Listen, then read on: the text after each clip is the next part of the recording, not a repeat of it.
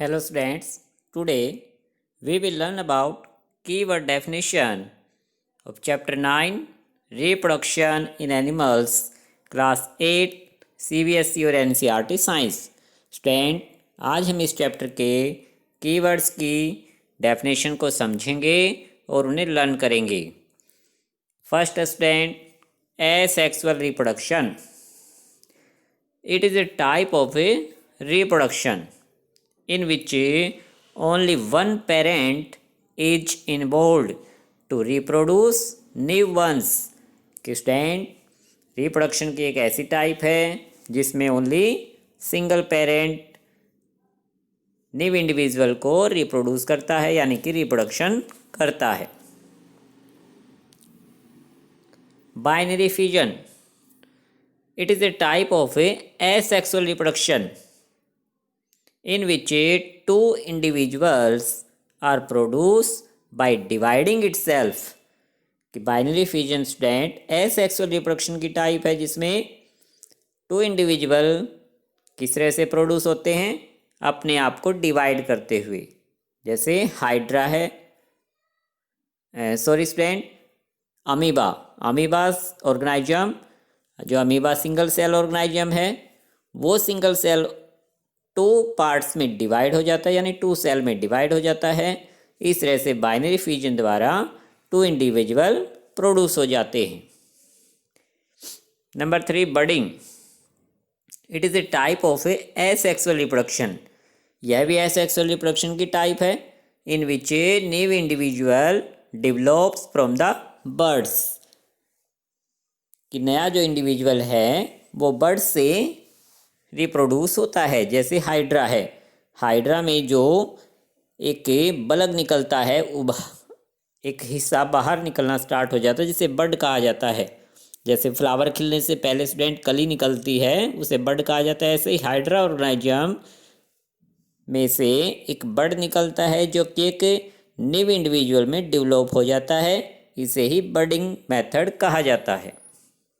Number 4, eggs. Eggs क्या है? It is a female gamete, यानी कि एक सेल है प्रोड्यूस्ड बाय द ओवरी, जो कि फीमेल के ओवरी पार्ट में प्रोड्यूस होता है। Number 5, embryo.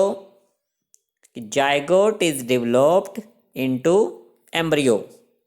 कि जो जायगोट है वो डेवलप होकर एम्ब्रियो कहलाता है। जब उसके सभी बॉडी पार्ट निकल जाते हैं तब उसे एम्ब्रियो कहा जाता है।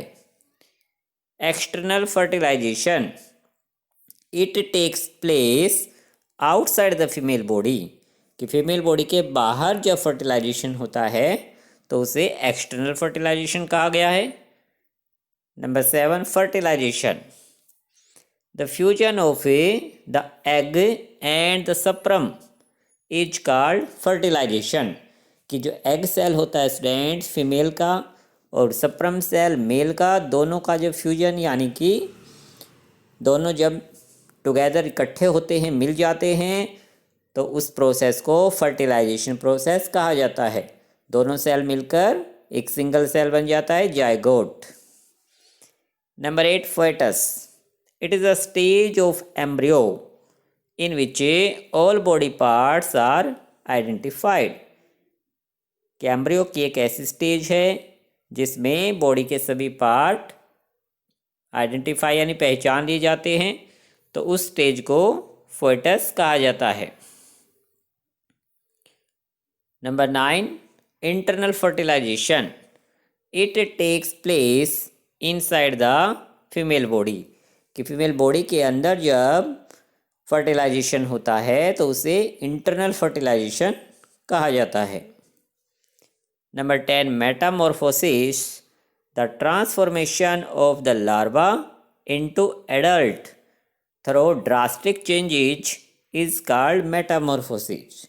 कि जो लार्वा स्टूडेंट यानी एग से जो निकलता है लार्वा, और जब एडल्ट यानी कि कंप्लीट डेवलप हो जाता है तो उस दौरान काफ़ी चेंजेज आते हैं, ड्रास्टिक चेंजेज यानी बड़ी तेज़ी से चेंजेज आते हैं, उसके बॉडी के सभी पार्ट्स बनने एकदम से स्टार्ट होते हैं। तो इस ड्रास्टिक चेंजेज को मेटामॉर्फोसिस कहा जाता है, जो कि फ्रॉग के अंदर या सिल्क मौत के अंदर देखने को मिलता है। Number 11, oviparous animals.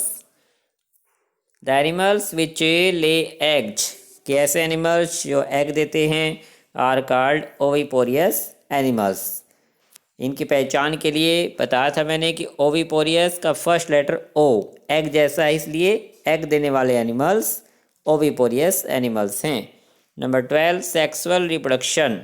It is a type of A reproduction in which a fusion of male and female gametes reproduce new ones, कि एक ऐसी टाइप है रिप्रोडक्शन की जिसमें मेल एंड फीमेल गैमेट्स यानी कि सेल दोनों मिलकर न्यू इंडिविजुअल को रिप्रोड्यूस करते हैं। नंबर 13, सप्रम्स।